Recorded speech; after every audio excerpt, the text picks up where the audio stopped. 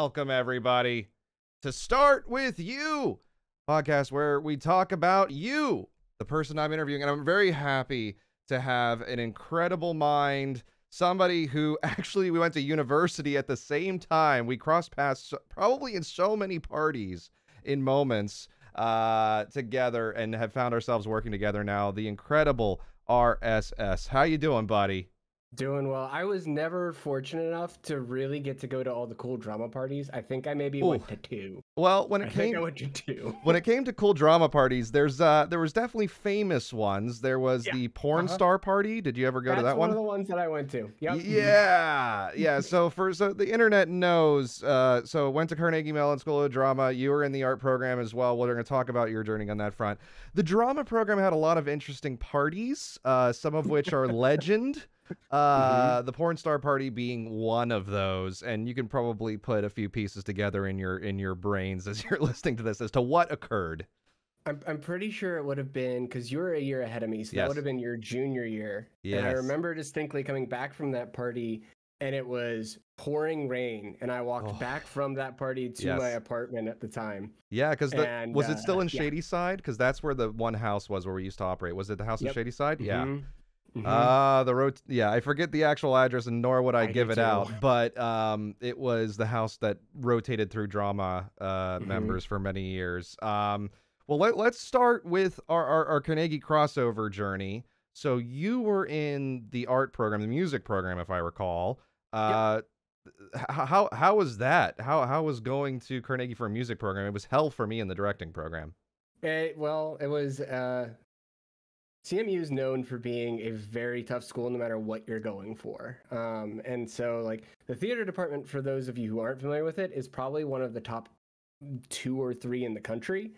And the music program is right up there as well. I don't think it would get quite the accolades that the School of Drama did, but it's pretty up there. And it was great. It was a ton of hard work. It was a bunch of amazing people. And I loved my time there. It was an absolute blast. What did you study? Because I know the music program has all these different specialties. I was working with, for example, Joe Itzen, who was a guitarist and pianist. Oh, yeah. Who actually was my music director on a lot of the musicals that I had done back in the day. What was your specialty? So my specialty was trombone. So my degree's in trombone performance, and with a minor and a certification in K-12 music education. Whoa! Okay. Explain, what is the audition process to get into Carnegie for trombone? So audition process in general is actually the same no matter pretty much wherever you go. So when I was in school, I grew up in Northeast Ohio. I decided that I was going to go and actually apply to 6 different schools. I kind of spread it out into 3 tiers. 2 of them I labeled as stretch schools. 2 of them were ones that I was pretty confident that I'd be able to get into, but I would really want to go to. And then 2 were my safety schools. And so the 2 safety schools were actually the 2 that my parents taught at, which were the University of Akron and Baldwin Wallace College. Both had decent music programs, nothing to be ashamed of there, but not necessarily where I really wanted to go. And I was pretty confident that's where I could get in. Yeah. The 2 that I thought that I stood the best chance were going to be CMU and Northwestern. Yep. Also a great school. And then the two stretch schools that I was looking at were the Oberlin Conservatory, which is in Oberlin, Ohio, and then the Eastman School of Music in Rochester, New York.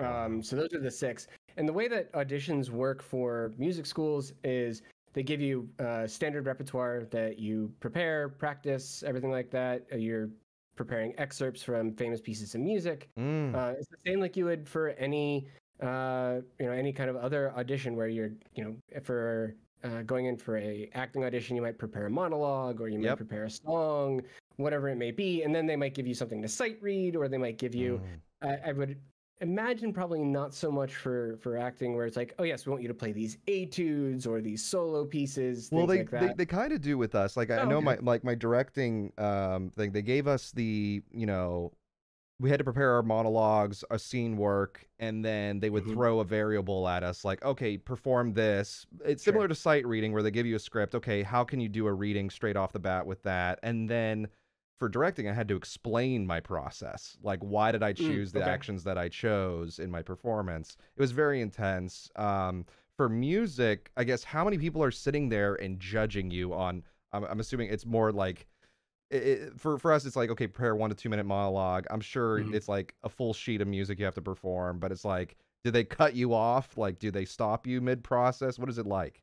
No, generally, at least for me, I was able to go through each of the excerpts. They'd ask for a particular one, like a very famous, common one that you would get for trombone is Ravel's Bolero. There's a very famous song, excerpt from that you would play, or a piece from Brahms, or Ride of the Valkyries from Wagner. Like, there's just a bunch that are very common ones that you'd play. And what they'd have you do is they'd have you go through all of those, and it would range from it being just one person there in the room with you up to a panel, which was usually 3 or 4 people. But most of the auditions that I had were just individuals, where I was just sitting, like at Oberlin, I was just in the office of the trombone professor who I'd actually gotten to work with as a member of the Cleveland Youth Orchestra. He was one of our coaches, and so I had known him for a couple of years actually. So got to sit in the room, audition for him, really cool. But at Carnegie Mellon, there were 4 people, and it was in Alumni Concert Hall, which you'll know. It's a fairly small room. It's where rehearsal spaces are. There's a very like low-rise stage. So I was up on stage, and they were seated about halfway down the room behind a table, and they were just taking notes as I was, playing my stuff. Man, I do not miss those moments in career. Especially when you're first, like you're finding your footing, you have the skills to perform. You're like, I'm going to do my best job, but just seeing people behind a desk, and I was that person for many years as a director, sitting behind the desk, not giving notes, and then just saying, okay, thank you, next please. Yeah, it's very daunting, I guess. How did you feel like sitting on that stage? So it actually has one of my favorite stories of all time. So the bass trombone player for the Pittsburgh Symphony at the time was a gentleman by the name of Murray Crew, who has since passed away, which is incredibly sad because he is one of my favorite people in the world. And I'm still friends with his son, Ralph. I just had a conversation with him about a month ago, catching up. It was great to be able to chat with him. But Murray was this kind of shortish, rotund Canadian man. He was just the jolliest person I had ever met. And I remember playing through my first etude, and I was obviously incredibly nervous. This was the school that I really wanted to go to. I think CMU was my top choice. I had a lesson with the teacher that I was going to study with, and I really liked working with her, and I thought that I, had a great fit there. And Murray, I just remember, looked at me after I finished my etude, and he stops, and he's like, "Hey, are you nervous?" Oh. I'm like, "Yeah, dude. Yeah, I'm a little nervous." He's like, "Well, don't be. What's the worst that could happen? You could die." Oh, Jesus Christ. You could play so bad that one of us could die. But that's not going to happen. So don't worry about it. Like, okay. Sure. And then right before you start, he shouts the Scottish play at the top of his lungs, and you're just like, oh, okay, great. Now I have to watch the lights above me. That's incredible. It was amazing, and I played fine. I played well, and they accepted me, and I ended up, going there. Funnily enough, I did not get into Northwestern, as I thought that I might. I did not get into Eastman, as I was pretty sure I wasn't going to. But I did get into Oberlin, and that's the other favorite story that I had from my audition time was the teacher, when I finished, he's like, "Is your mom outside?" I'm like, yeah, she's out there. He's like, "All right, have her come in." So she came in, she sat down, and he said, "At first I wasn't sure why you were auditioning for us, but now I can tell you that you're going to get in, and we're going to offer you some money." And I'm like, "Wait, so Oberlin just became my backup school?" Wow. Cool. That was huge. That was wild. Like, he just breaks out the check on the spot. I had a similar experience at Carnegie, actually, with my mentor at the time. He unfortunately has passed shortly after I moved to LA, but I came out of my audition, and my father was standing in the center of the drama school down at the base, and he insisted on walking down, and he gave my father a bear hug, and he says, "You have created a brilliant child. You have created a brilliant child. I cannot wait to work with him more." That's awesome. And I was just like, Dad, I think I got in. And so it's really beautiful to get that validation after absolutely horrifying experiences of being the subject of just complete judgment by individuals who are meeting you for the first time, to have to make that kind of snap call of like, yes, you got it, you can get in here. And you got that with both Carnegie and with Oberlin. Now with Carnegie, you get into the program. What is the next 4 years of your life like as a music major? It's really interesting. Being a music major is both one of the most collaborative and one of the most isolating experiences that you're ever going to have, I think. You are spending hours and hours in rehearsals, in ensembles, and in master classes. We had weekly studio class where we'd be playing as the entire trombone studio. We would do trombone quartets, we would do quintets, we would do solo stuff for each other. We would we'd be playing in wind ensemble, orchestra, jazz band, small ensembles, everything like that. And so you're there with all these people, and that's the part that I love about it, is I love playing with people. I love that interaction and being able to build something really big and really cool. And I knew for a really long time that I never wanted to be a solo player, because that's a fairly common thing that you'll see coming out of school, is a lot of people will go make their money as touring solo artists. Josh Bell is a really famous violinist.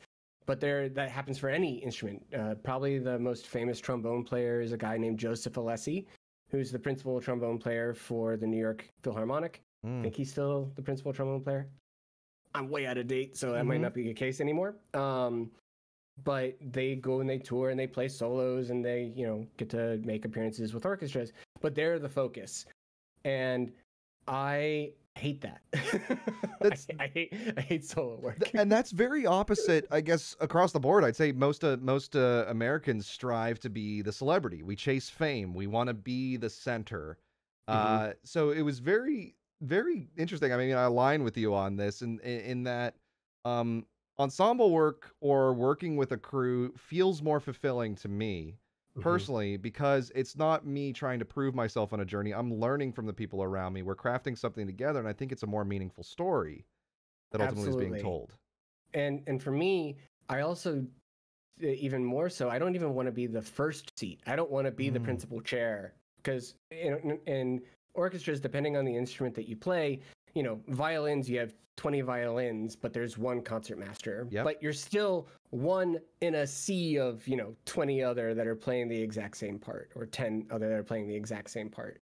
With trombone and a lot of brass, and even with woodwinds, it's one. You are the one on a particular part.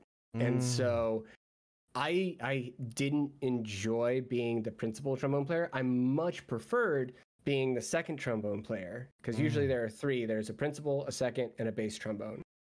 And I much preferred being the second, because you're not the one carrying the melody. You're not the one that is anchoring the chords, which is what the bass trombone generally would do, but you're the one that's making the really cool chords happen. You're the one that's creating that flavor and making sure that you're blending with everyone else and making sure that it's getting that extra, breadth to the sound. And so I always loved doing that. And so that was the thing that if I had a choice of like where I would have gone, it would have been playing second trombone at a symphony somewhere. That would have been what I would have. It's wild, even just hearing you say this, because working professionally together, we work professionally together at Twitch, obviously, but the same behavior that you just outlined with how you would see yourself seated in an orchestra setting is effectively how I was introduced to you in the Twitch side of things. You were a connector of dots. Not only because we had the bonding of we went to the same alma mater, but you were always a hey, I got you. Let me direct you this direction. Hey, if this is the crew that works together, look at this cool shit. And like even the same way, like obviously, like I work with Critical Role. You're a fan of their work and stuff like that, and we share a lot of those. Oh, you even have the picture behind you. There it is. Yeah, it is framed. Hell yeah, I got mine framed to the side of the thing off screen here for the Vox Machina script. But it's you have, it seems to be always a person who's just like, okay, I want to be a conduit and a collaborator as part of projects, and not necessarily the figurehead. Like, don't toss me in front of the crowd, but I will make sure shit gets done, and it will sound great and look great. Yeah, and the thing that I've always found that I excel at is that connecting of dots. I love being able to do. I love being able to like pay attention to the different things that are happening and just make sure that the right pieces are in the right place. It's very strategic in that regard. And I'll freely admit, it's nice to be recognized and get that kind of like, oh yeah, RSS did this thing. But at the same time, like, it's not the thing that I get the most joy out of doing. I much prefer, you know, being able to help folks make sure that they're succeeding and setting them up for success and solving those puzzles for them and making their jobs easier. Like, at the end of the day, if I have made someone's life even a fraction easier with the work that I've been doing, then I'm doing a good job and I'm doing well too. And when it comes to the shipping of products, do you feel the celebration and knowing that we all worked on this together? I guess, how do you feel when a product ships or a project you are working on, or let's say the performance concludes and the audience is standing and applauding? How do you feel then afterwards? I love that. I love that feeling. I think it's the coolest thing when you've been working harder and harder and harder on getting something out to share with everyone. And when that moment happens and it's there and it's done and you've like put it all out, it's the coolest feeling. It's one of the best feelings in the world. Though I will say, I have a really weird, and I haven't ever like actually dove into why this happens, but I have my suspicions. But I have a weird thing where I will know how a performance went. I will know if I screwed up or if I did well or how things sounded. But if you asked me to picture in my brain what the crowd looked like or what the stage looked like during the performance, I can't. Oh no, that's common. I mean, that's common with most actors. They actually, Okay, cool. They train us at Carnegie to be so present in the moment that only thing you're seeing is you, the other actor on stage. You're literally living and breathing in the thing, but you don't recognize the audience. You're not even recognizing light cues, anything. You know if you can stumble or fumble, but you're feeding off of just a person in a moment. When it comes to what you were just highlighting, though, you know when you personally made a misstep, and you'll know how to correct it in the next performance or whatever. You're very in tune and aware of the performance as it flows. How do you feel about the critiques that follow? It's an interesting one, and I will say that this is probably, I mean, it's very common. Every performer that I know is their own worst critic.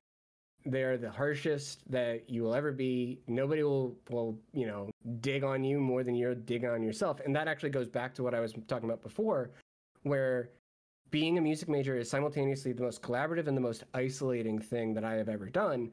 Because on the isolating side is the fact that I would shut myself in a practice room for hours a day and would be by myself and be doing the same etude or excerpt or study over and over and over again.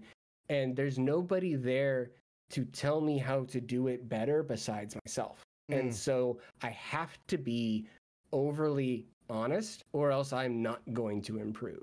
And so I think that everybody that I know who has gone through, and studied music or studied any kind of performing art is that same way, because there's that refinement that you have to do to get to that next level. And if you aren't able to be honest with yourself and critical of yourself, you are never going to make those improvements.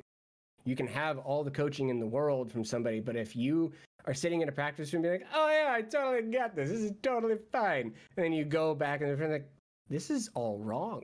What are you what are you seeing? Like, what have you been practicing? Because the adage, practice makes perfect, is wrong. It doesn't exist. That's correct. Yeah. Perfect practice makes perfect. I like that. Say that one more time for the audience. So this is I can't take this myself. This is actually from my high school band director. Fine. Practice doesn't make perfect. Perfect practice makes perfect. Now, there's a thing that aligns with practice, especially with repetition, especially as you're preparing for any show performance. You will practice, and you're doing, let's say, perfect practice. How do you avoid just going through the motions and making your music alive when you hit the stage? Yeah. So there's actually an entire course that was taught at Carnegie Mellon, and it's taught at a lot of universities, actually. It's called Eurythmics. I don't know if you ever encountered that class, John. I did not, no. But there were actually, it's a required course for all music majors at CMU. You have to take Eurythmics. You have to take at least 4 semesters of it. There's also a Eurythmics for non-majors that I ended up taking as well because I really enjoyed the class and I thought it was really cool. I think our musical theater students took that in particular. I saw a lot of theater folks in there. And so I got to meet a lot of theater folks through that. And it was really cool, actually, to see how they interpreted some of the exercises versus how the music students interpreted the exercises. But the entire idea behind Eurythmics is learning how to play authentically and give your authentic self in your performance. And there's it's a TED Talk that was done at CMU by a guy named Stephen Neely. And I can't remember the name of it, but it's on YouTube. It's Stephen Neely, TED, Eurythmics. You'll find it if you search those things. But it's all about how to be your authentic self in a very quick and dirty way, 10-minute, 15-minute TED Talk about it. But it's all about giving weight and gravitas and movement through a phrase. So you can, very bland, or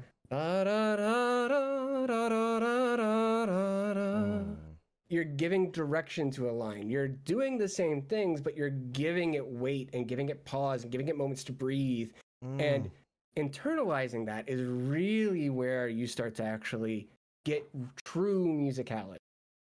Wow. And so that's something that you work on a lot, at least at CMU, is how do you internalize that and actually, keep yourself present and at the same time, you're gonna have those moments where you're just absolutely jaded on something and you're not gonna do it the right way. Yeah, if you're on Broadway and you're doing 7 shows a week and you're just like, you know what? Okay, I'm just gonna cash it in on this Glinda performance today. You know what? I got this. Yes. I know what I'm doing. It's gonna be fun. It'll be fine. I'll do it. It's fine. No, that's it's interesting. We had similar studies when it came to directing, making sure that we're living in the space and we're paying attention to ourselves and reacting to our bodies in the moment versus forcing our body into a posture that we think should be the performance. It's a really good way to think about, and for our listeners to think about as they're approaching a creative craft, to especially avoid what I continue to see, and I speak on this a lot, art imitating art. When I hear like a particular riff by an artist, or if we think of, like, for example, like Whitney Houston, I Will Always Love You, people run her riffs when they're doing karaoke versus interpreting the song for themselves. And that's a slippery slope for a lot of creatives, especially in the online circuit. Like when advice is given, hey, just follow what they did, do what they did, replicate. And an individual's voice is never found. So I guess for people who find themselves falling into that, would you have advice for, like, how do you just focus in on yourself? Is it the breathing? Is it emotion? I guess, how should they reflect on themselves to find what is their take?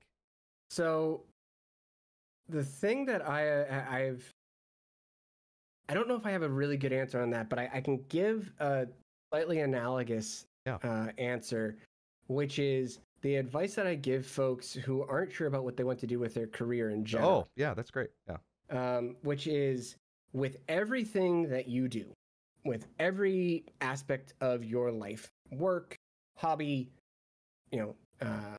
pleasure, whatever it may be, there are common aspects, there's common threads that exist for all of those things. And there's a reason that you take joy in those things. And if you don't take joy in something, then maybe you need to figure out what it is that you can do to change that. Because if you can find those things that take joy, and you can figure out what that common thread of joy is at its most base level, then you can figure out how you double down on that thing that gives you the most joy, and it will give you the most success. For example, I talked about how I like to help people and how I like to connect dots. The things that make me the happiest are those situations where I can find a way to remove busy work from somebody and let the smart and creative people do the smart and creative thing. I don't want you to have to worry about busy work. I don't want you to have to worry about filing the same ticket 20 different times to 30 different people. That's boring. It's menial. It's repetitive. It's bullshit. If I can find a way to make that process better and let those people really shine in those moments where they can be creative and be, really smart and find those cool solutions, that brings me the most joy. And so with anything that you're doing, if you can take it, and again, this goes back to this idea of being honestly critical with yourself. You have to be able to be introspective and find out what brings you that joy, honest joy. And if you can do that, I think that you'll be able to then double down on it and say, cool, this is a thing that I know I take a lot of joy in. How do I do more of that? And if you can find that, you're going to continue to succeed. And I think there's many ways that people can apply that to any role that they're in effectively. I reference sometimes in speeches about Simon Sinek's Start With Why. Really thinking about your purpose, what drives you before you say what you do. And if I reflect on what you just said, I'll even go back to my Wendy's days pre-university. I tell people often in the broadcast, the greatest stories are the ones that we tell together, so let's tell one tonight. And if I reflect on my Wendy's experience, I was the grill boy. But I sang the entire time, and we were constructing work together, and I'd get them dancing, and that would entertain the people coming in, and that would help the shifts go through which is basically, a baseline service job. And oftentimes unappreciated one by the customer coming in. They just want their, Dave's double.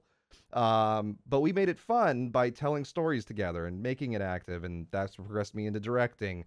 Now working in-house at Twitch, that's effectively what I apply to a lot of things. Like, how can we tell a collective story about this service with the great artists that are on this service? And I encourage all the listeners and the folks who are watching live right now to think about that for themselves. With what you're doing, is there a way you can incorporate your personal love, what you love, into your day-to-day work? If you're a barista and you're a musician, is there a way you can hum or even add musicality to, the latte that you're mixing? I don't know, add a treble clef on top of it instead of just pouring it straight in. What are those things that you can add for yourself to brighten and add optimism to what can oftentimes be, as you highlighted, menial tasks that can make us tired and not want to do what we do? Yeah, for sure. Talk about how you ended up in California. So obviously we're Yinzers. We were in the heart of Pittsburgh, landlocked. Spent a decade there. Yeah. How did you escape to sunny California? So finished up at CMU and was doing substitute teaching in Pittsburgh public schools. And yes, Yinzers indeed, the best. Sister is our resident mod and also a Yinzer. Yep.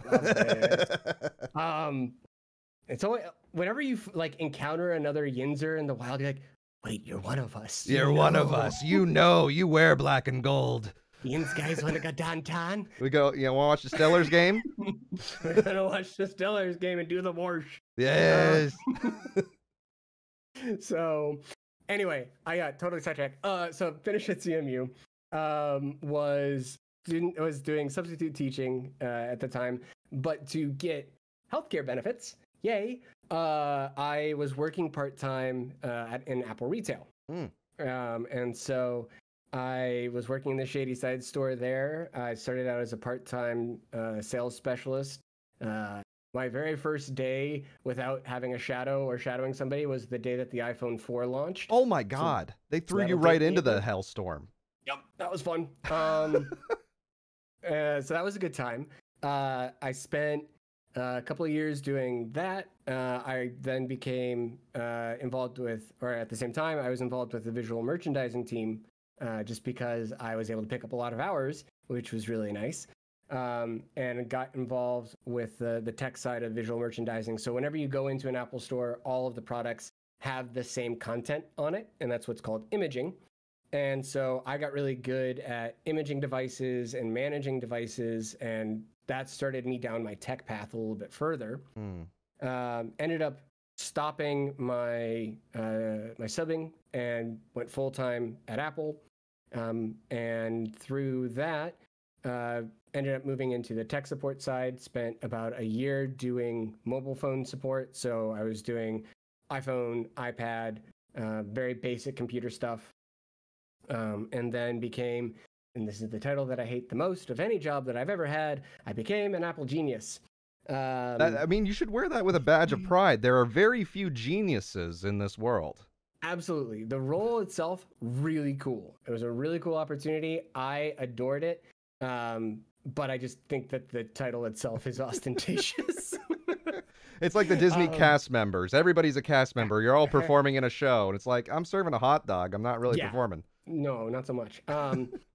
But just prior to that, actually, so that was in the end of 2015 is when I got that promotion.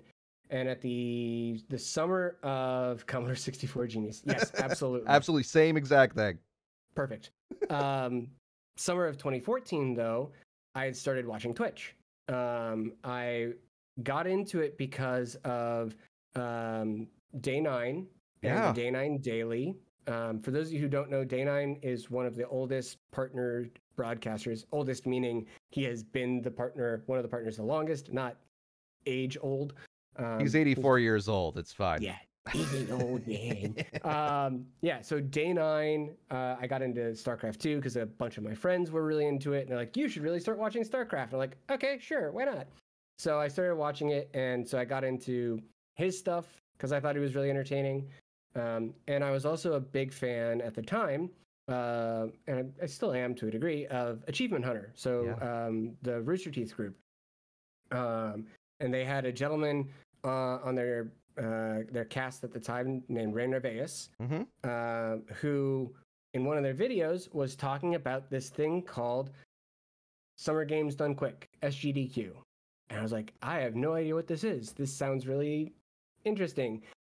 Because he was talking about them raising money for charity and speedrunning video games. I was like, that sounds awesome. That sounds really cool. So I found SGDQ as it was being live streamed in 2014 and just watched a bunch of it. It was a really amazing time, and it was a really cool opportunity to see how it was all going.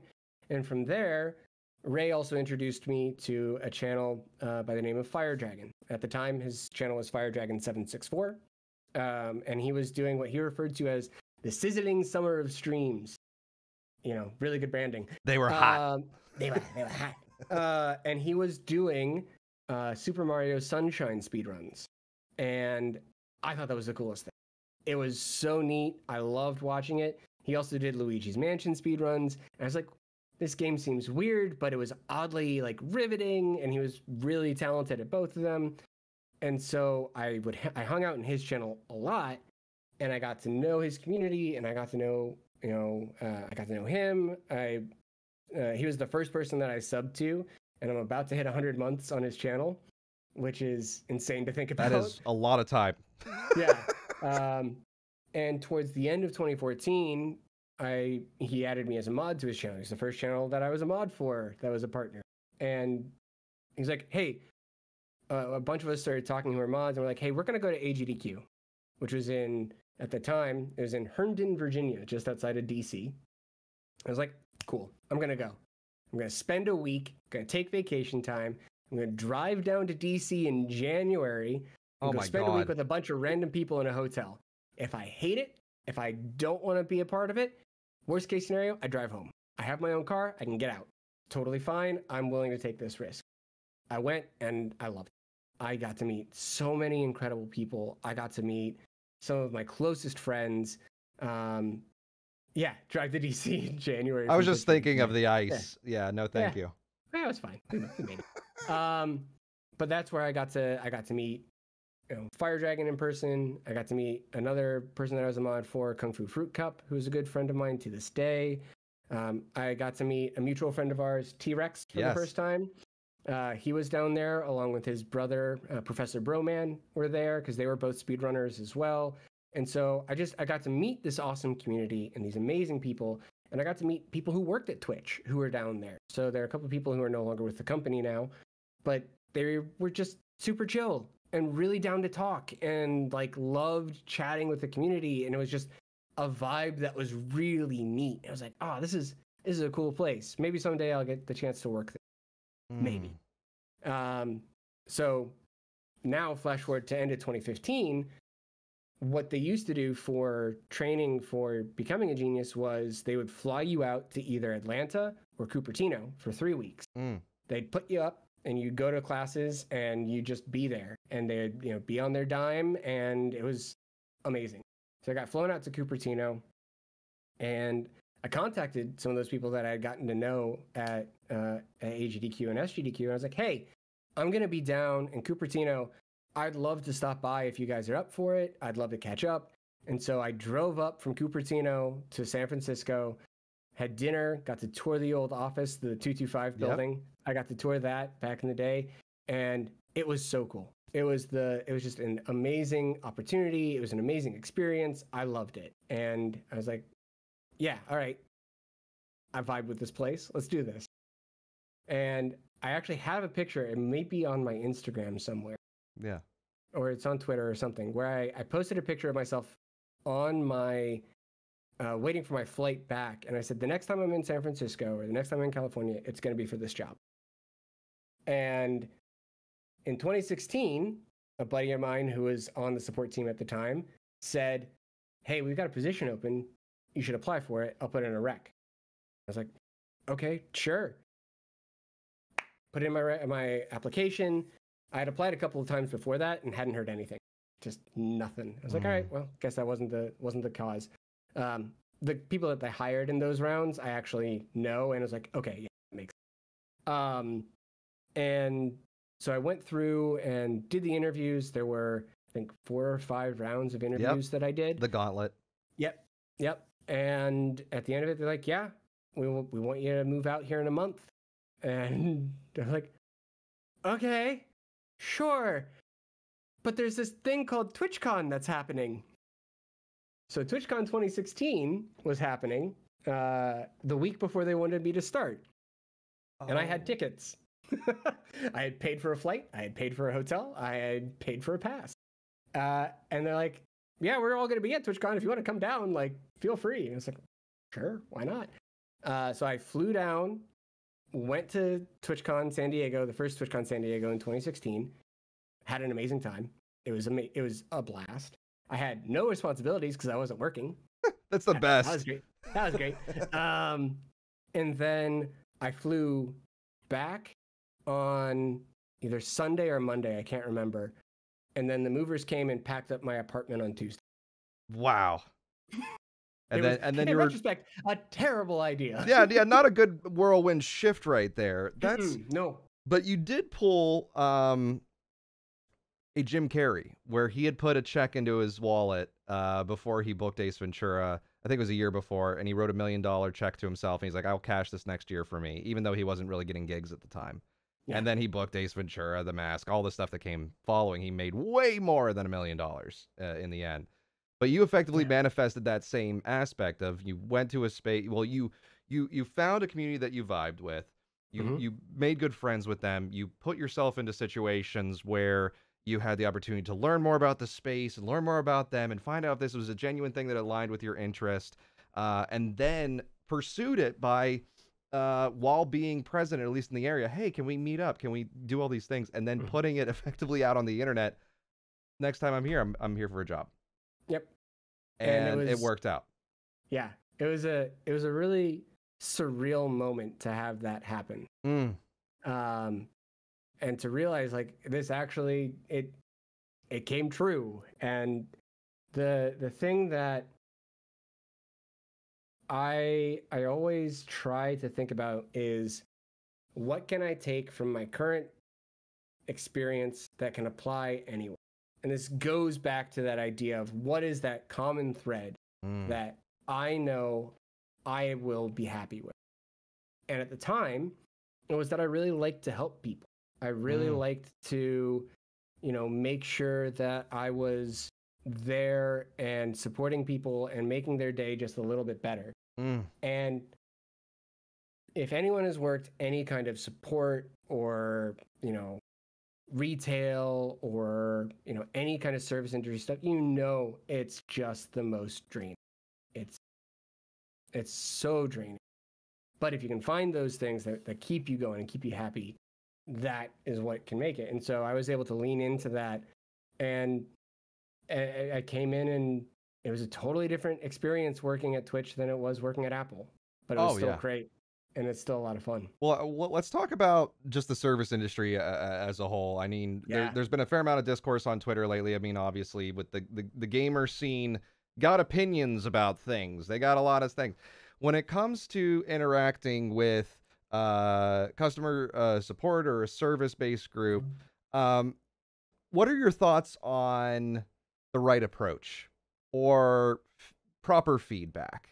Because a lot of people just will vocalize disdain. Oh, I hate this deal, or this is not what I wanted, or, I mean, I saw it still. People are going off about Star Wars still, the new films, which they're made, just move on. But how do you feel about feedback or the right approach, or how audiences should, or people interacting with any service position, they should keep in mind? Yeah. The biggest thing that I think is important is that the person that's in front of you, or the person that you're communicating with, or the person that is on the other end of this text conversation, they're not the ones making the decision. At the end of the day, they are given parameters that they have to work in, and there are things that they can do, there are things that they can't do. And there are going to potentially be times where they might be able to go and ask for an exception to something. But the reason it's called an exception is because it's not something that's always done. It has to be extenuating circumstances. And they're more often than not, depending on where they work, going to be told no. And so I know I fall into this all the time where I'll get pissed off about something that's happening. This happened with my internet bill recently. My internet bill went up. I didn't get any notice that I knew about. I was pissed. Call in, person that I'm dealing with, super nice, and I preface before I lean into it, I preface it by saying, I just want to be clear, I'm not mad at you. You're doing great. I know that you're just the messenger, but this is a bunch of BS. And I'm pissed that this has happened. I know it's not you that's done this, but I need you to understand how irritated I am at this situation. And the person on the other side is like, yeah, no, I get it. That sucks.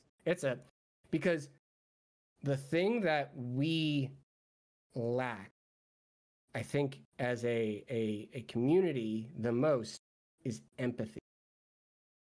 Empathy, in my mind, is what gives you the ability to have those good understanding conversations. You can intellectually understand what's happening, but unless you are able to be empathetic with the person that you are interacting with, you're going to be mad, you're going to be, offensive, they're going to shut down, they are less inclined to help you, and you aren't going to get as far as you think you are unless you're able to empathize with that person on the other side. And to that end, when you are helping somebody, if you are the service person, if you can show genuine empathy around this conversation that you're having with somebody who's pissed off, if you can show them genuine empathy, you will get them on your side, you will get them to calm down, and they will accept a lot easier the bad news or the no, for lack of a better phrase, that you may have to deliver. So it happens on both sides. And I think that's just the thing that we we need to get back to and really start to focus on is like this idea of having genuine empathetic interactions. And it's not easy. I want to put this out there. I know that me just saying, oh yeah, I just have empathy, it's not that simple. Some people have legitimate challenges understanding and interpreting empathy from others and understanding emotion from others. There are some people who are really good at it to the other side where they're over empathetic. So it's finding balance where you can and trying to just have that genuine empathy. If we can get to that point, I think that there's a lot of success that can come from that. Wholeheartedly agree. That's a very good way of putting it. It's kind of opposite than what I see most of the internet behave in, because often what I'll see is the loudest voice in the room or the most bullish. Yeah, I got, the verification on Twitter after emailing them every day for 2 years. It's like, did you though? Like, was it really worth the what you put in, also the pain and suffering that you put those folks through? And there's also another aspect that I see occur where I don't think people are aware how much is actually happening behind the scenes at any company. Mm-hmm. And so when they're actively voicing, it's probably being worked on. And it may not be as just a direct result of discourse. The thing that so going back to your earlier point of people just shouting into the void versus actually giving good constructive feedback. The discourse that I've been seeing a lot lately has been, I'm giving criticism. I should be allowed to give criticisms. And you, as somebody who is a representative of this company, should take my criticisms and thank me for them. No, it's not how that works. You can give constructive criticism. Constructive criticism is helpful. Criticism and just being negative is not helpful. How do you define the two? Like break it down. Like, what is an example of bad criticism and constructive criticism? And we could say, I don't know, a pizza's in front of you. You're eating a pizza. I'm eating a pizza. This pizza's fucking cold. Okay. It's a cold pizza. It's a criticism, but it's not actually like doing anything. I'm not getting anything from that. You're not seeking to understand, why is this pizza cold? You're just saying, this pizza's fucking cold. Instead, it could be, I wonder what led to this pizza being cold. I wonder what it is that could have actually, gone from, all right, we're going to assume that the pizza was hot coming out of the oven. We're going to assume that it was hot going into the box. How long was it between that time where it went in the box and it got to me? What was the situation with that pizza at that time? What was it like when it was actually like in the car being delivered? Or what was it like, how long did it sit in my house? Like, what are those scenarios? What are those situations? And if you can figure out from there, okay, cool. The actual criticism here is that, hey, we got a cold pizza, and it seems that there was a 30-minute time between when it was out of the oven and when it was picked up to be delivered to us. Is there any way that in the future we can actually get that time shortened so that way it's not just sitting there waiting and cooling off? Because when we got it, it was unfortunately cold. That is constructive criticism. You understand the problem. You understand where the actual breakdown is. You're not just saying, oh, this is bad. Cool, it's bad. Whoop-de-doo. That doesn't actually help me. And that's it was highlighted just now, like criticism for criticism's sake. I feel like a lot of individuals like to have the hot take or the hot moment or their emotions laid out. And honestly, heightened emotions spark a lot of interest, I'd say, in the current populace. I mean, there's a great book, A Brief History of Humankind, in which they talk about like gossip is only in our race and like in our species rather. And so when we think of that gossip is only present with us, okay, well, yeah, anger and criticism, yeah, that's something of which excites us. There's a danger in it, though, in that it then becomes potentially learned behavior by new people, that constructive criticism or the understanding of how to give active feedback or how to do an analysis of a moment might be lost. to future generations if it's just this constant, oh, the pizza's fucking cold. Okay, well, is there maybe an oven issue? Is there, just think, and that's something of which you can communicate back to them to try to figure out, well, what was the problem? And in the future, is there a solve we can figure out? Because I do like your pizza. I just would like it not to taste like my fridge. I'd like it to not be cold immediately. That said, morning after cold pizza, very delicious. It's the best. So I think it also comes down to the time that you're in. So it's just like when you wake up and you discover there's a pizza in your fridge, hell yeah. But if you're like hungry at the end of a work day and a cold pizza arrived, you're like, oh, no, I earned this hot pizza. There's also the difference of time and emotion that could be applied. When we think about, I guess, the impact of a service-based industry, obviously you're dealing with people who give you both sides of the coin. How do you personally keep your head on straight, keep yourself in check? Like, is there any exercises you do for yourself? Is there meditation? I guess, how do you, I asked my therapist the same exact question recently. I'm like, how do you deal with the fact that I'm just unloading on you right now? Yeah. How do you handle all that? Yeah. It's hard, and I didn't have good mechanisms for it all the time.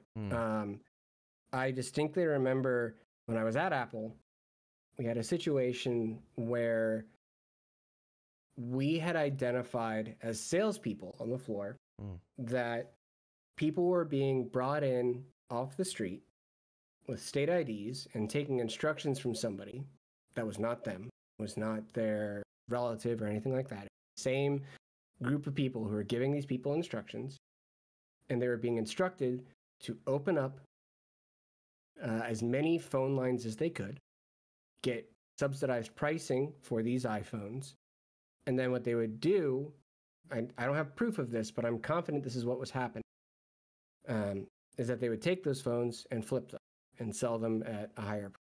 And those people who the phone lines were opened under would be on the hook for basically fraud. And a bunch of us would tell our leadership team, this is happening. This is bad. These people are getting screwed. We need to stop this. And we couldn't. And they're like, hey, pass it on up the ladder. We've passed it up the chain. Right now, all we can do is just keep working on it and keep going. And I lost. I absolutely broke down and had to take 10, 15 minutes off the floor, just sitting in our back of house on steps, being like, what are we doing? Like, what is this? This is just utter bullshit. Yeah. And it eventually got addressed. We eventually had mechanisms put in place. It got curtailed, but it was the worst feeling. Just awful. I hated it. I hated every moment. So that's to say, I didn't do well there. I just kind of imploded.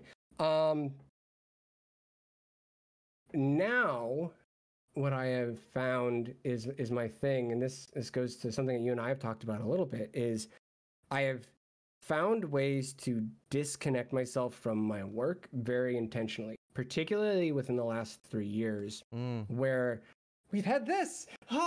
Love living in these walls. Love this being my reality. My favorite. I have a panda. No, the pandas are cute and they just eat bamboo, but they might actually kill you. So be careful. See, you gotta watch out for that. Yeah, exactly.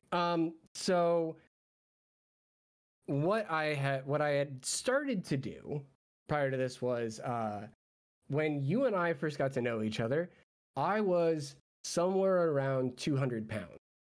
Yeah. For those of you who don't know, I'm about 5'10", 200. So like, I wasn't like real big, but at the same time, I was a chunky dude. We love the breakfast at Twitch HQ. Yeah. And I should send some photos on a Discord for everybody to see. Like, it was buffet style before. It is dangerous. And the cookies that they give, it was just basically eat, and it inspired my, quarantine pounds I put on. But okay, so you reached that peak, and then you had a moment where you realized you wanted to change. And so I had a moment in 2019 where I was like, all right, you know what? I'm just sitting here at my computer watching The Great British Bake Off for the third time. Great show, by the way. Yeah. Highly suggest everyone watch it if you haven't. I'm a big fan. So I was just watching it again. And I was like, all right, I'm literally watching the exact same thing that I have watched 3 times already. I have a gym at my apartment. I can be less of a lazy POS and just go run on the treadmill while watching Great British Bake Off. So I took my iPad, took some headphones, went down to the gym, and I would just watch for 30 minutes. I'd watch Great British Bake Off. I started out doing it twice a week, 3 times a week, 4 times a week, until I was doing it every day, 30 minutes. And that was the way that I started getting myself off. And I had a goal of losing weight before my buddy's wedding at the end of the year. And so my goal was to get down to, I want to say, I think I wanted to get down to 180 or something like that by the time for my buddy's wedding. And so I actually made that. I got down to 180 pounds by the time of my buddy's wedding and flew out to Boston, saw one of my best friends, one of my roommates from CMU get married. Yeah. And it was awesome. It was a cool feeling. I bought a new suit, felt good, I looked good.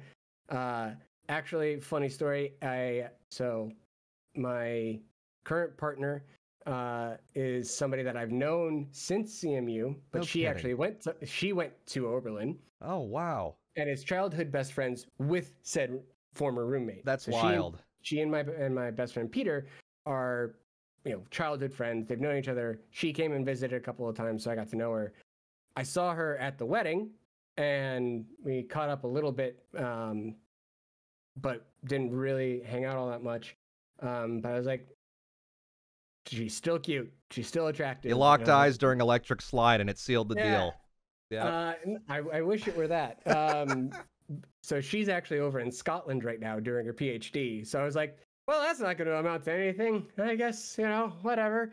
But anyway, so move forward, 3 months, 4 months, and all of a sudden, we're in lockdown. Great. I'm stuck in this room forever. And so the thing that I started to do to really give myself that separation was end my day. I'd start my day at the same time every day. In my case, it was like 7 or 8 in the morning. That's when I start. It was not a garter and bouquet. It was not that. So start my day at 7 or 8, end at about 4:30, somewhere there. And then I go and exercise. So it started out where I was just doing body weight exercises for the most part. There's a app that I've been using for a couple of years now called Fitbod. It's really great because it actually lets you set up, lets you define the equipment that you have, and it will then build exercises for you and routines for you based on that equipment. Or you can say body weight only, and it'll build that for you. So there's no excuse at that point because it's just like, oh, I don't have the weight systems. You don't need it.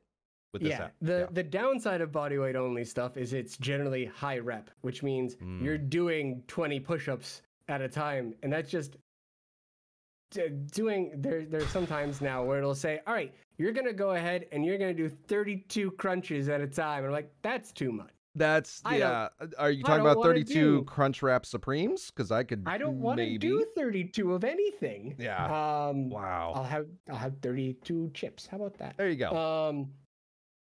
But that's how I, was keeping myself separated. And then I was living in an apartment at the start. My brother and I, my brother lives out here as well. We were able to get a place together that's a lot bigger, and we bought a weight bench and a couple of the Bowflex adjustable dumbbells, which are really nice. And I was able to start mixing that in. And so I was doing, just dumbbell exercises as well as any free weight stuff. And so that worked out really well. And then after I got vaccinated, I started to actually go to a gym. And from there, I was able to start building more. And so at my lowest, I got down to 155. Wow. So I ended up losing somewhere. I was probably north of 200, actually, but I didn't have a scale, so I don't know how far north. But I probably lost somewhere between 50 to 60 pounds. And now I'm back up a little bit. But now adjusting of diet too.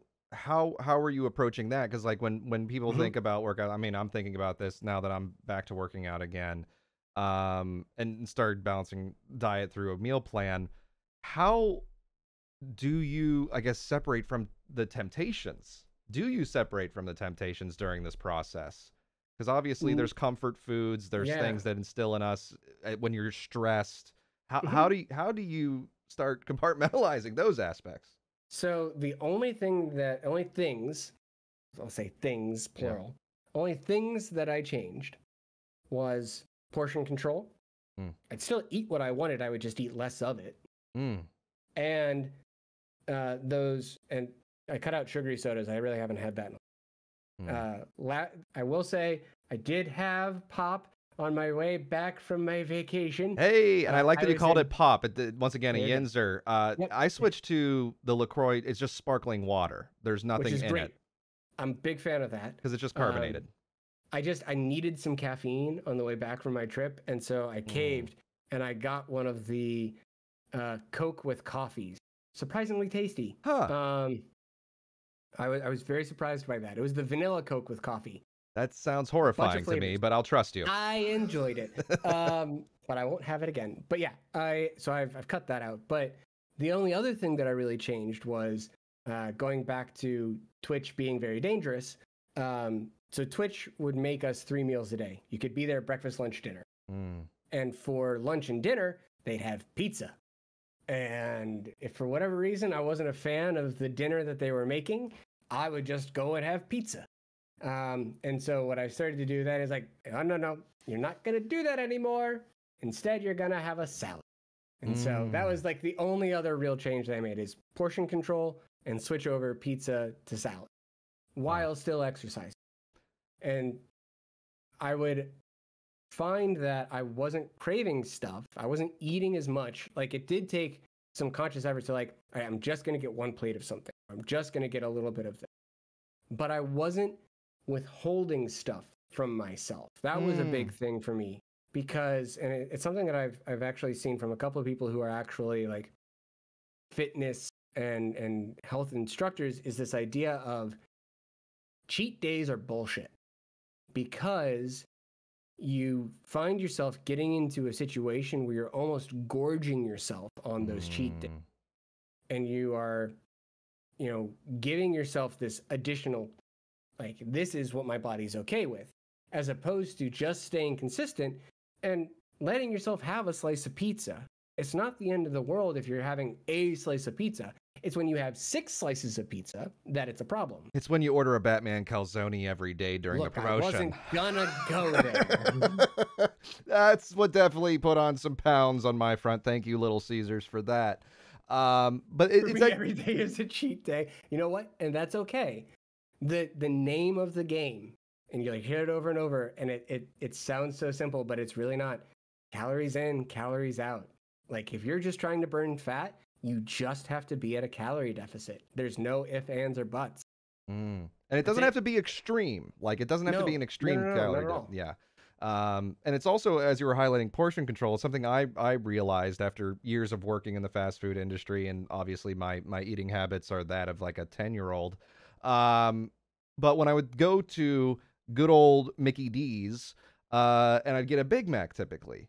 Now what I've realized is getting a single cheeseburger makes me just as full, feeling wise, as a Big Mac or a double quarter pounder with cheese or whatever I would order previously if I just eat it at a normal pace instead of an expedited pace. I don't need the extra layers. I don't need the large fry. A small fry is enough. And that was fascinating to discover that for myself. It's a psychological thing. Actually, your brain doesn't get the signal from your stomach fast enough if you're eating quickly. So if you are eating a lot of food very quickly, your body doesn't know that it's full. And so if you eat fast, you are more likely to overeat.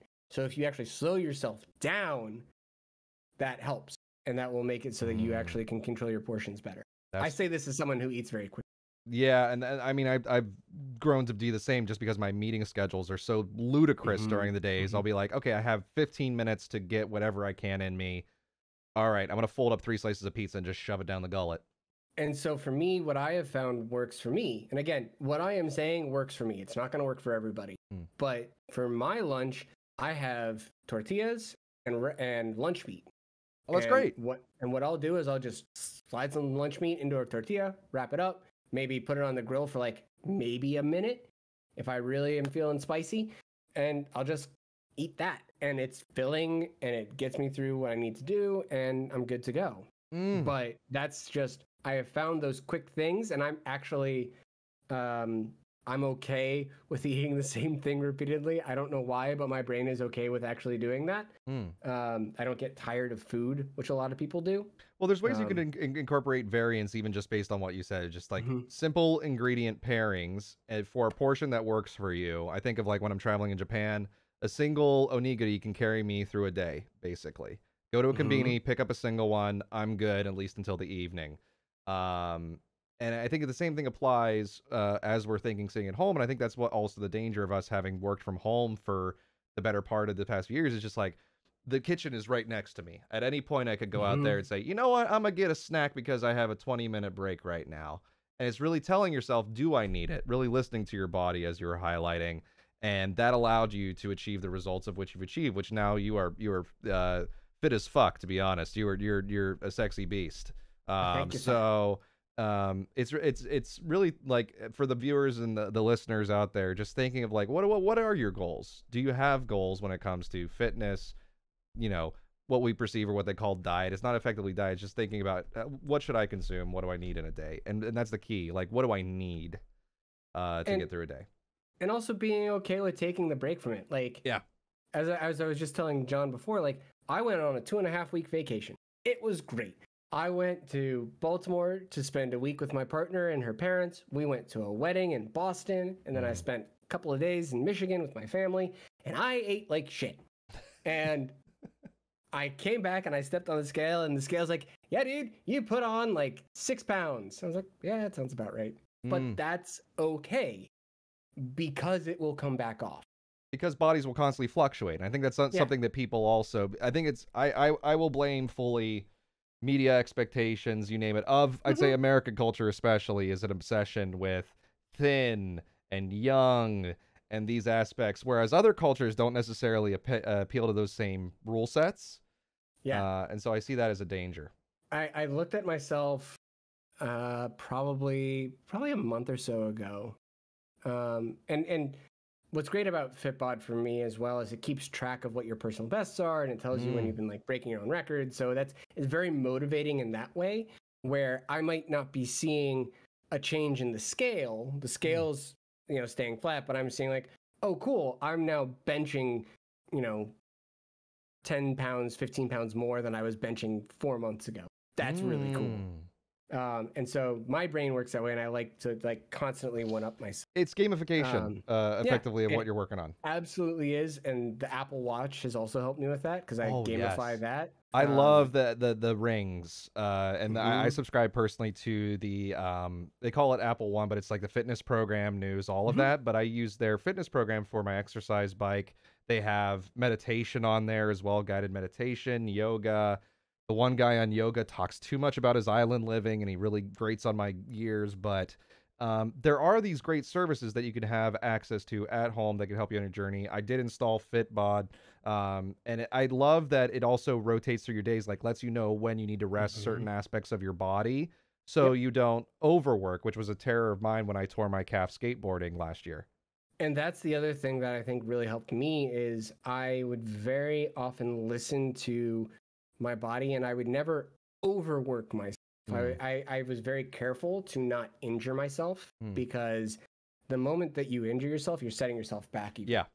And so it's better to take fewer reps and be okay with that and come back another day than it is to just try and plug away, in my opinion.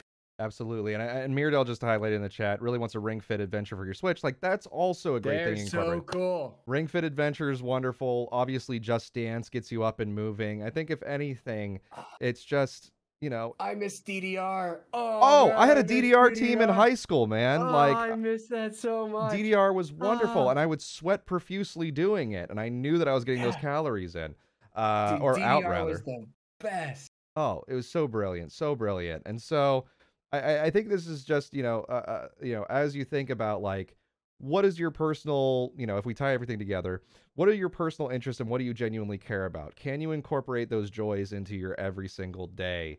Is there a way, as you reflect on yourself, are there things of which you want to make better for yourself? Perhaps it is your diet, perhaps it is fitness, perhaps it is professional development, a script you've always wanted to write, a film you've always wanted to produce, whatever it is. Are you setting time each and every day to work towards your actual passion and goals? And it can be as simple as a half hour out of those 24 hours of your day, just like how you started. And it doesn't have to be every day to start.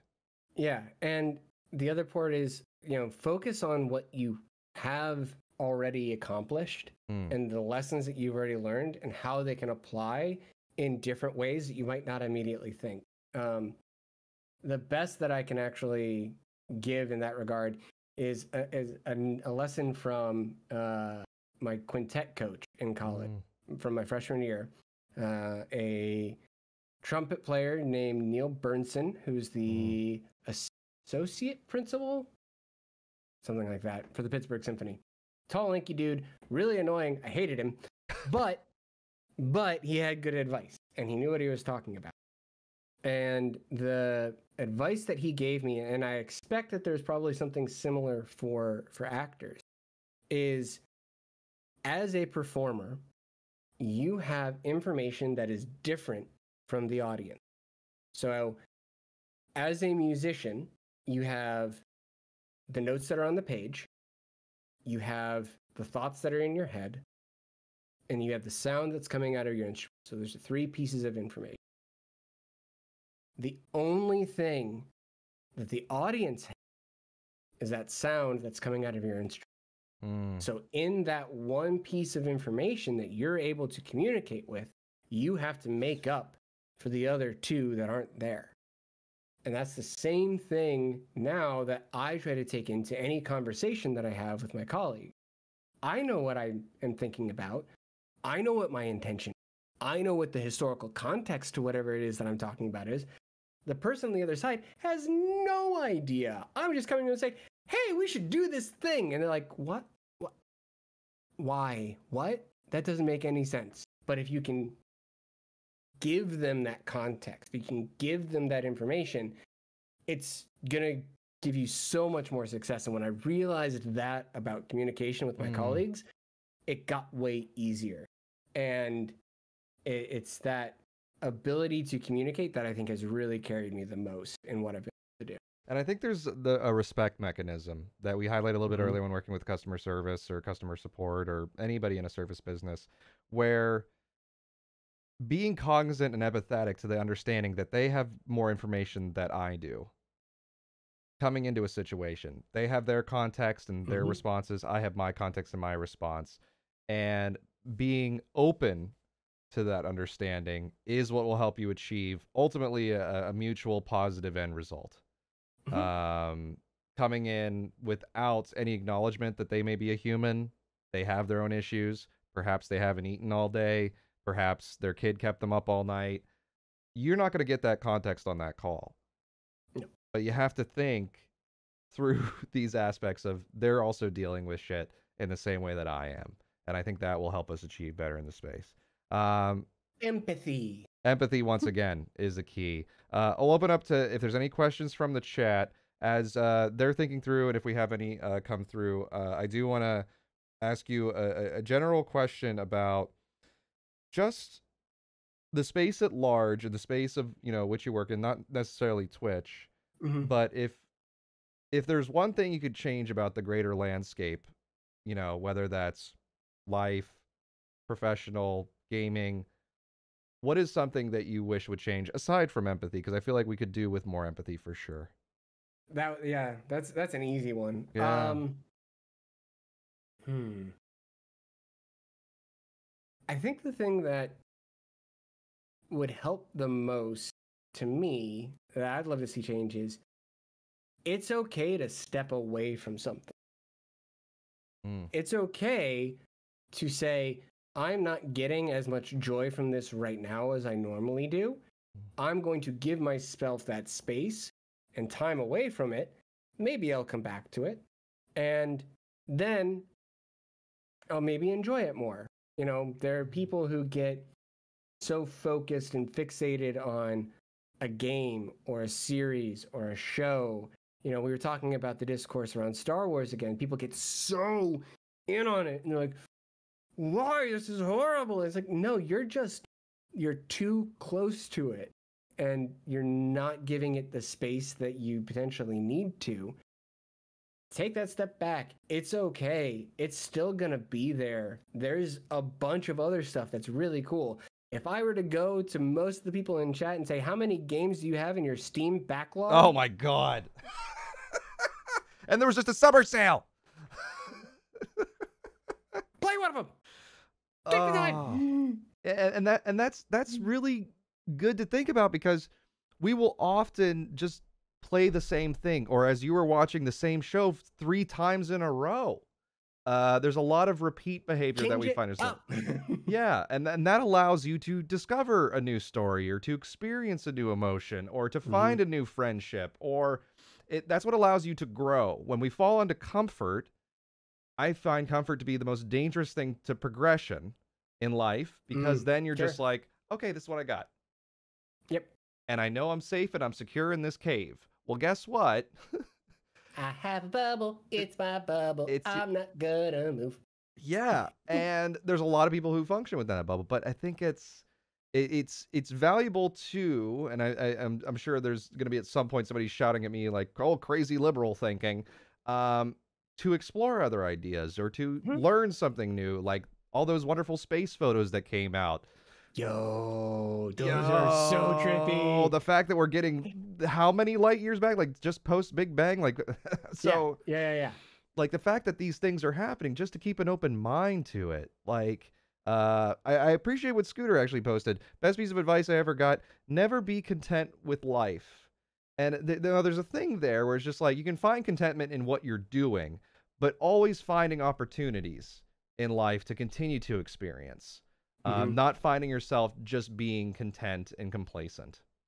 I think is the core value there. Always finding, can I grow? Can I find something new? And even as we age, and it gets harder as you age, to still find those pockets that you can experience joy with.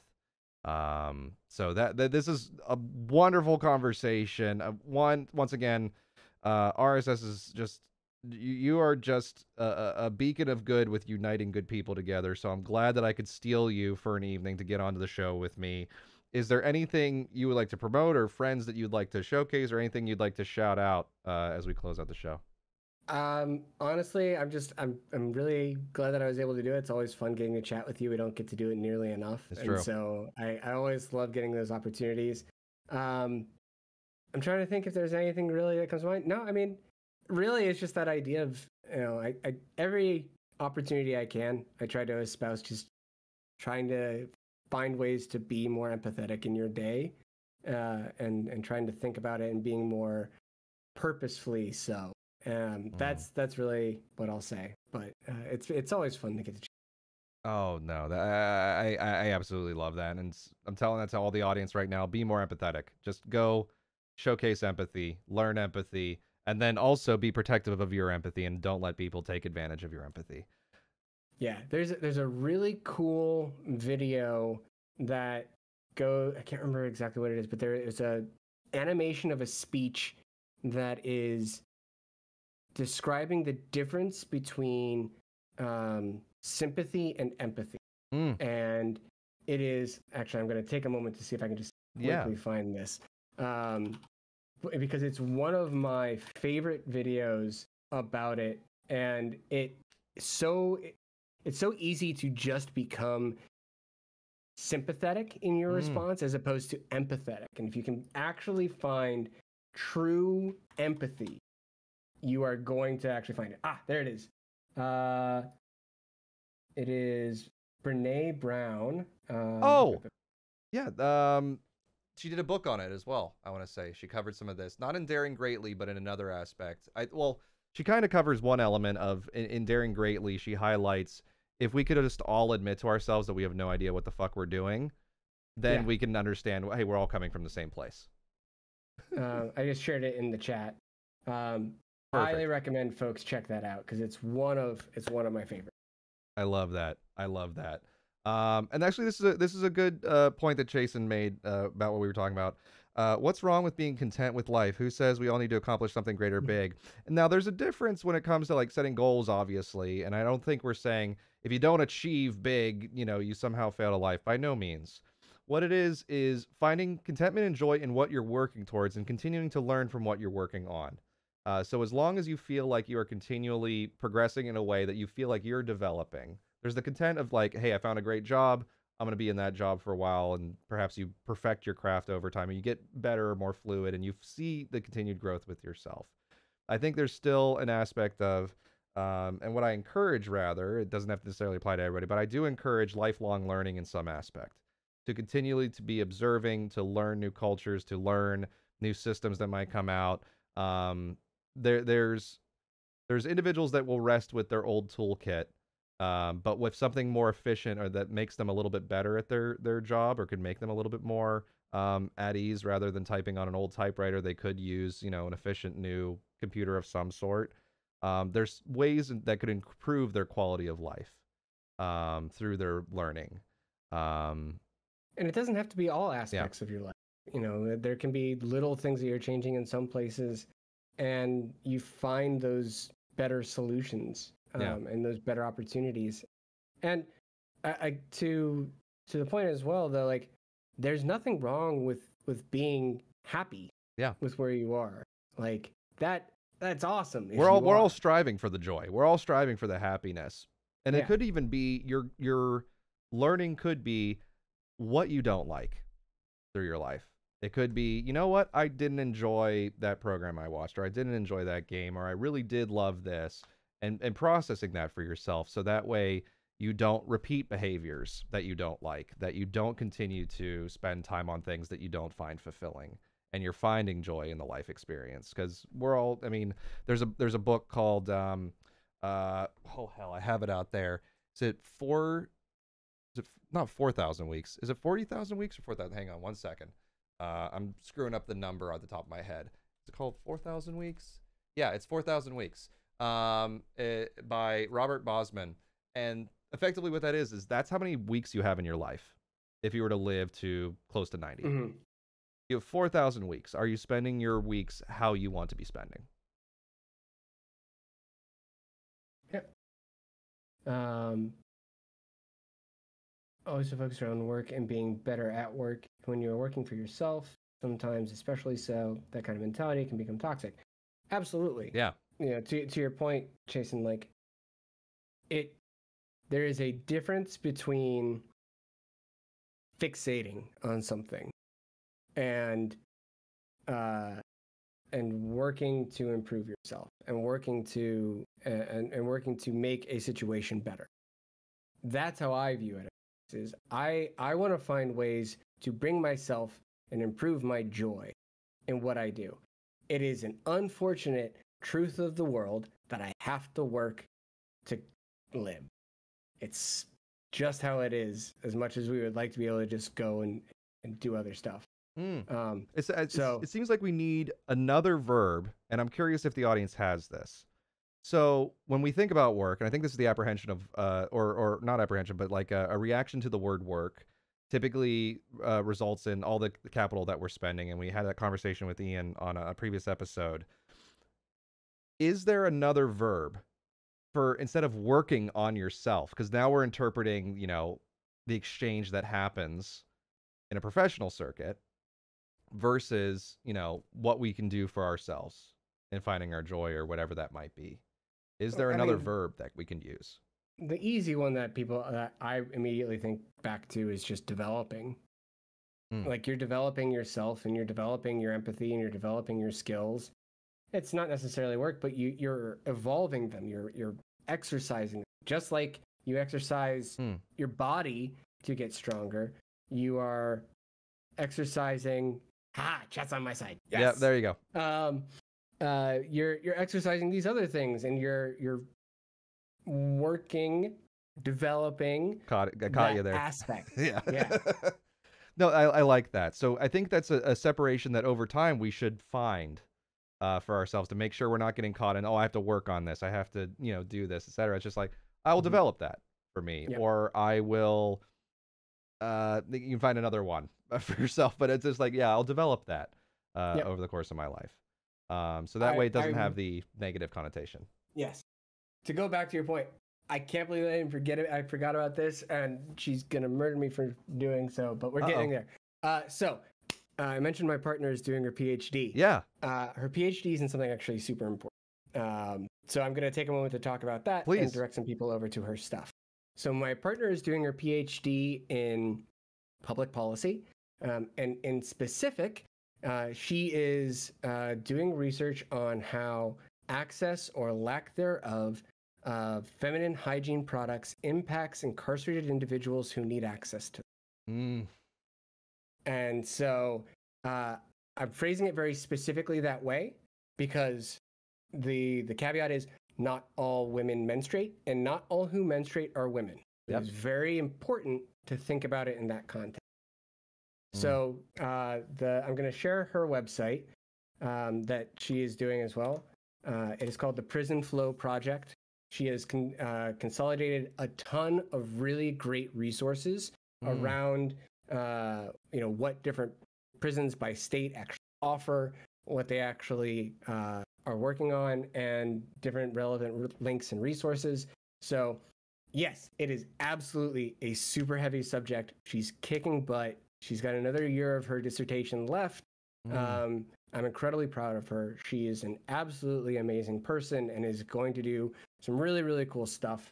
And this is just the beginning of it. So if you have anyone that you feel would benefit from this, if you can share it, if you can, whatever, highly recommend checking it out. It is an incredibly heavy topic. So please go into it knowing that there's going to be some depressing stuff that you might find in there. But it's still important to talk about. That's fantastic. Great. Honestly, I love people who are just trying to make shit better. Hands down.